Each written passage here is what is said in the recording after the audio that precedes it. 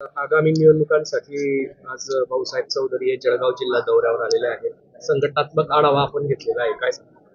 नाही, जळगाव जिल्ह्यामध्ये आणि महाराष्ट्रामध्ये अशा पद्धतीने या ठिकाणी निरीक्षक नेमलेले आहे.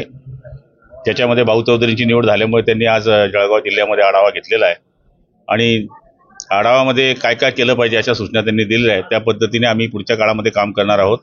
येणाऱ्या विधानसभा निवडणुकीमध्ये जळगाव जिल्ह्यामधले आमदार कसे निवडून येतील याच्या बाबतीमध्ये त्यांनी आम्हाला मार्गदर्शन केलेलं आहे.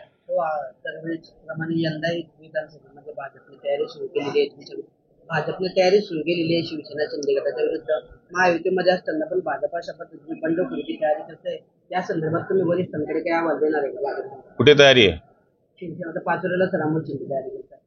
अजून तसं आम्हाला काही अधिकृत माहीत नाही आहे आणि मला तरी असं वाटतं की वरिष्ठांकडे या माहिती आम्ही देऊ जर तसं वाटलं तर.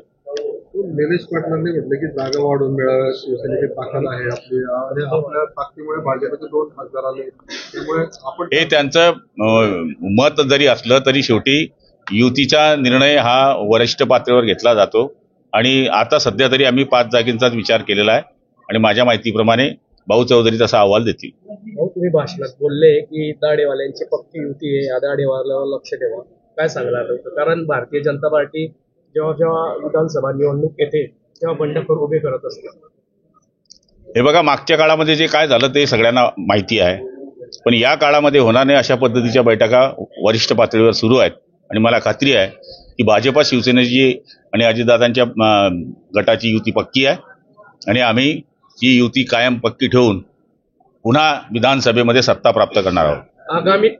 आगामी विधानसभा निवडणुकांसाठी शिवसेनेचं ताईमाई अक्का विषय सुरू आहे असं संजय राऊत म्हणताय.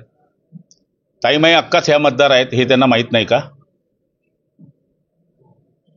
याच योजनेवर त्यांनी एकदम खालच्या पातळीवर आज शिवसेना शिंदे गटावर टीका केली. त्यांनी म्हटले की एकनाथ शिंदेची जी नवी योजना आहे ताईमाई अक्का, बरं का, तर तो ताईमाई अक्का तुमचा पक्ष छक्का असं होऊ नये म्हणजे झालं, अशी खालच्या पातळीवर त्यांनी जीभ घसरली. मी तुम्हाला सांगतो की डोकं खराब झालेलं आहे. बाजूला ठाणा जिल्हा आहे, त्यांनी त्याचं काम करावं.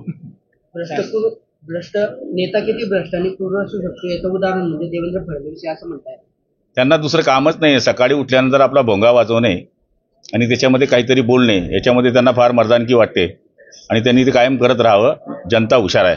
संजय राऊत यांना उपचारासाठी आपण पैसे देणार का? ठाण्याचे संजय राऊत यांना उपचारासाठी पैसे देणार का शासनाच्या? आणि आता स्कीम लागू आहे ना 5 लाखापर्यंत. उद्धव ठाकरे म्हणतायत की तू राहशील किंवा मी राहील असं देवेंद्र फडणवीसांना थेट त्यांनी इशारा दिला. पहिल्यांदा तू शब्द वापरला, त्यांनी तुम्ही वापरला, नाही शब्द वापरला. हे बघा, उद्धव साहेबांच्या मुखातून असे शब्द येणे मला तरी वाटतं हे उचित नाहीये. कारण की एकीकाळचे हे एकाच बरोबर राहिलेले लोक आहेत. एकमेकांच्या पक्षाच्या विरोधामध्ये माणूस भूमिका मांडत असतो, पण अशा पद्धतीने भूमिका मांडणं हे योग्य नाही आहे. एक शेवटचा प्रश्न, आपल्या नियोजनाच्या बैठकीमध्ये मंगेश चव्हाणांनी आपल्या खात्याच्या जलजीवन मिशनवरती एक आक्षेप घेतल्याचं पाहायला मिळालं. दोष दाखवून दिले त्यांनी त्याच्यामध्ये. त्याच्यानंतर दुसऱ्या दिवशी तुम्ही त्यांच्या दूध संघावरती दोष दाखवला. हे बघा, त्यांनी जे दाखवलं त्याच्यानंतर त्यांनी स्वतः 40गावमध्ये बैठक घेतली आणि सगळ्या योजना टू योजना त्यांनी 3 तास बैठक घेतल्यानंतर लक्षात आलं 65 योजना त्यांच्या पूर्णत्वास आहे आणि हे त्यांनी मला कळवलं. आणि ज्यावेळेस दूध फेडरेशनच्या बाबतीमध्ये जे काही त्रुट्या होत्या मी त्यांना मांडल्या. नंतर दुपारची जी बैठक झाली त्याच्यामध्ये त्यांनी दुरुस्त करण्याचं आश्वासन दिलं. शेवटी कोणतीही संस्था कुठल्याही गोष्टीमध्ये काही चुका होत असतील एकमेकांनी जर दाखवलं त्याचा अर्थ एकमेकाशी वैर होतं असं होत नाही.